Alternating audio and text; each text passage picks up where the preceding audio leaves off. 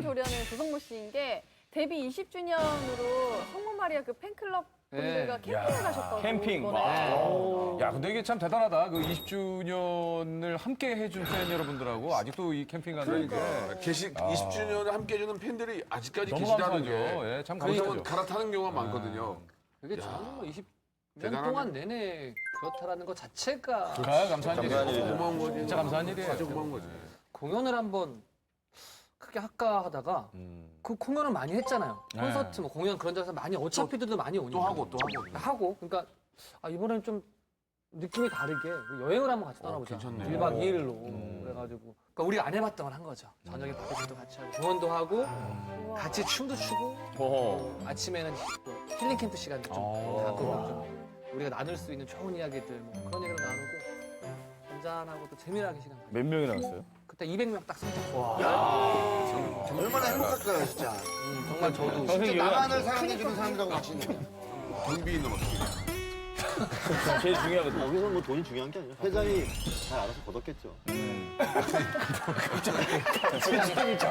그런 멘트를 좋아요, 또. 이거 참, 그 좋은 걸 좋아해요, 승현 씨. 사실 우리 조성모 씨가 이렇게 솔로 가수로 뭐 이렇게 굉장히 오랫동안 활동하시고 또 대박이 났는데 원래는 조성모 씨가 댄스 그룹의 멤버. 그래요? 아까 얘기했잖아요. 원래는 그룹 준비했다고.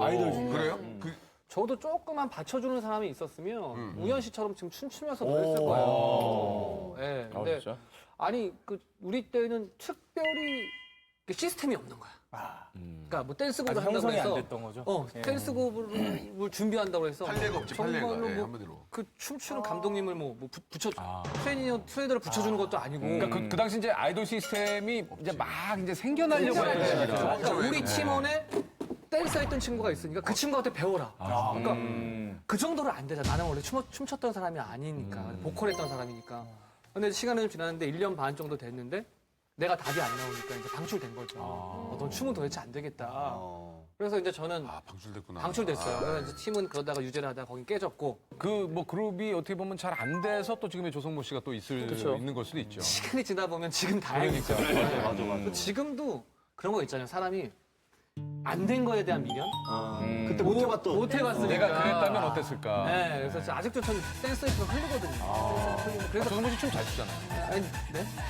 잘 추잖아요. 근데 간간히 그래도 뭐 댄스곡들을 이렇게 좀 사랑을 가끔 받아서 뭐 그걸로 한 풀고 있죠. 그 팀 이름이 뭐였어요? 이 이름이요? 네. 제가 지었는데요. 네. 앞으로 해도 사천사, 뒤로 해도 사천사. 사천사. 사천사. 사천사. 지금 진출을 바라보신 거 아니죠? 사천사요? 사천사 왠지 그 명품수리점 금은빵. 예. 명품수리점 사천사. 중국집 같기도 하고.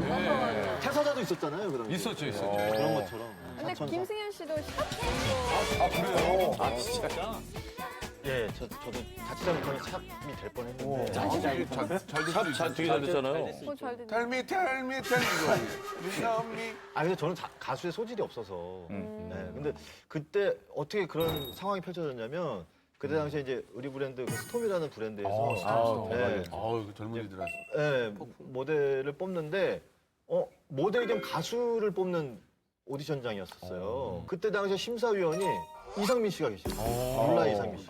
알고 봤더니 월드뮤직이라는 회사랑 그 스톰이라는 브랜드와 함께 콜라보를 같이, 해서? 예, 콜라보해서 모델을 뽑으면서 이 모델을 나중에 샵 멤버로 좀 키워보자. 그런 의도를 갖고 콜라보나? 예, 한 거죠. 근데 그때 당시 서지영 씨도 계셨었고. 네네네. 네, 샵에 멤버. 그래갖고 3,000대 1의 경쟁률을 예, 뚫고서 최종까지 갔어요. 상민이 형님이 저한테 얘기를 하시더라고요.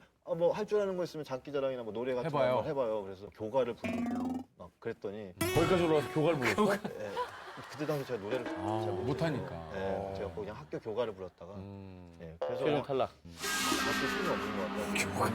그래서 모델로. 지영 씨는 이제 샵으로 가고. 샵으로 가시고. 그래서 제가 만약 그때 노래를 잘했다면 그 장석현 씨나 그 크리스나 뭐 그런 멤버로 제가 샵 활동을 하지 않았어요. 김진 씨는 무명 시절 때 이영자 씨 도움을 받았어요.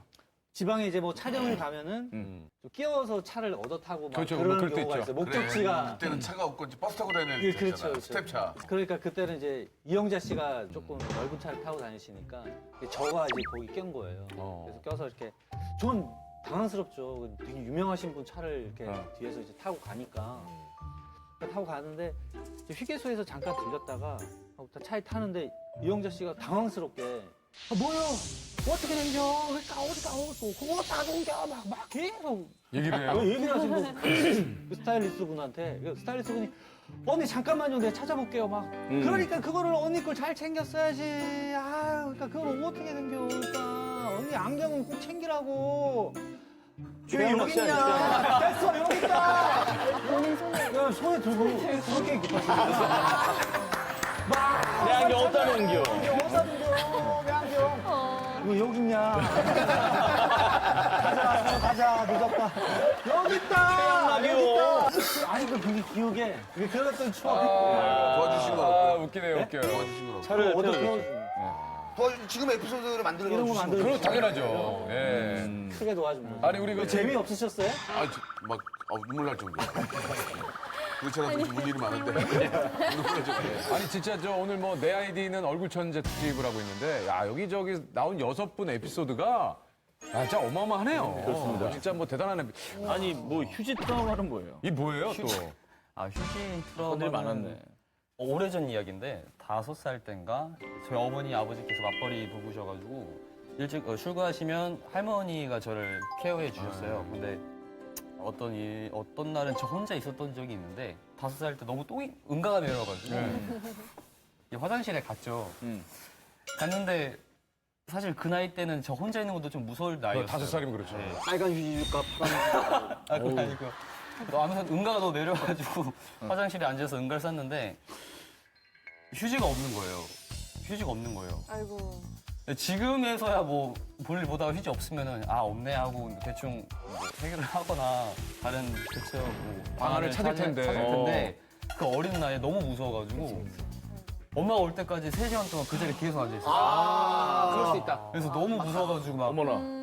막 엉덩이에 똥이 묻어 있는데 이 닭이 막 진짜. 독이 묻어서 막 죽는 거 아니냐 그런 생각도 하고 막 말랐겠다, 야. 다리 엉덩이가 저리는 것도 몰랐고 근데 너무 무서워가지고 울면서 엄마 올 때까지 어머. 기다렸었어요. 애기가. 그럴 수 있어, 애기니까. 그래가지고 지금도 막 공중 화장실이나 그런 데 갈 때는 이제 최대 휴지를 많이 확보하고 화장실 휴지를 늘 네네 물 한번 내려. 칸스 세워보고 칸수 세워보고 충분히 되는지 할 때도 한 최대한 칸스 조금만 이용해서 화장실 먼저 체크하겠다. 네 맞아요. 그러니까 진짜 어렸을 때 그 강렬한 기억 하나가 아니 근데 고맙다. 사실 김승현 씨는 어떻게 보면은 그 데뷔하자마자 정말 뭐 최고의 인기를 뭐 이제 인기 스타로 사실 데뷔를 하셨는데 상당히 좀 힘든 시기를 또 좀 겪으셨잖아요. 네. 예. 아무래도 이제 뭐 다들 아시겠지만 제가 이제 한창 이렇게 막 활동을 막 왕성하게 하다가 정말 바빴죠? 네, 그러다가 이제 20살 때 이제 아이를 이제 갖게 돼서 수빈. 네, 지금 예. 딸 지금 방송에서 출연하고 있는데 그때 당시에 이 사실을 어떻게 얘기를 해야 되나 정말 저한테는 어린 나이인데다가 너무 부담스럽고 네, 그 한창 활동할 때여서 이걸 어떻게 해야 되나 그 당시 그 속사나 주변 가족분들에게도 전혀 몰랐어요. 아. 다들 모르겠어요. 저와 그 아이 엄마만 둘만 알고 있었고 어떻게 너 숨겼어? 결과적으로는 그래도 어린 나이에도 불구하고 책임은 져야 되겠다는 생각은 있었어요. 그래갖고 또 그 아이 엄마가 생명에 대한 소중함을 저한테 일깨워 주더라고요. 예. 그래서 제가 그게 너무 고마워서 낳자, 낳자.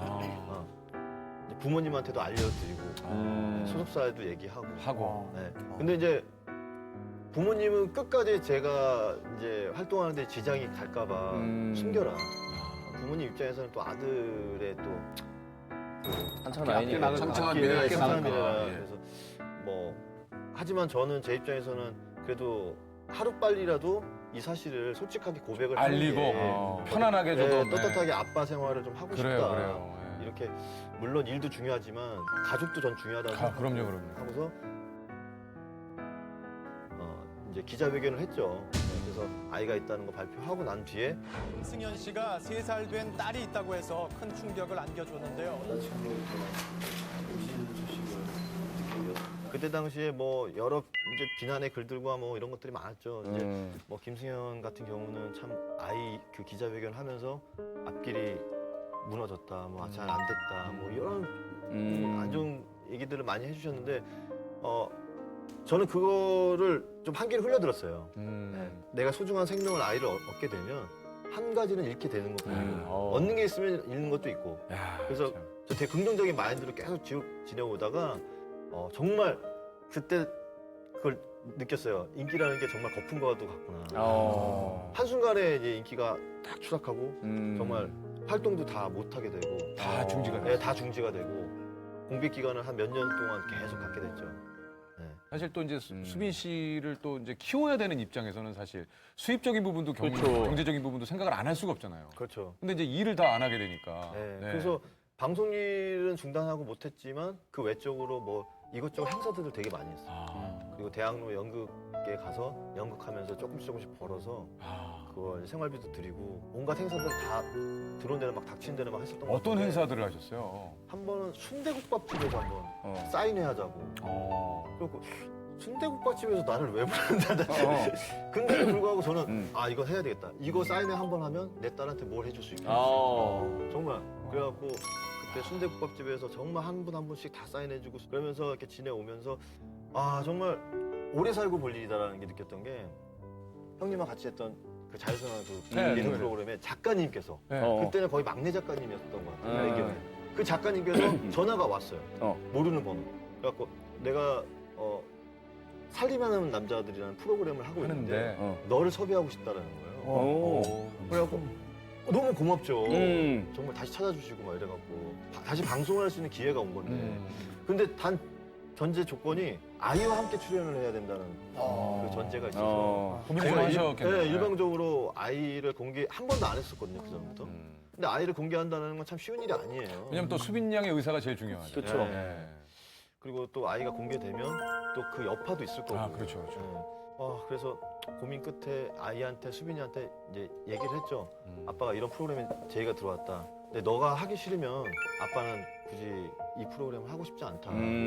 난 너가 중요하다. 근데 하루만 생각할 시간을 달라고 하더라고요, 딸이. 그러더니 그 다음날 저한테 딱 전화가 와서 제가 되게 짠했는데 제 딸이 하는 얘기가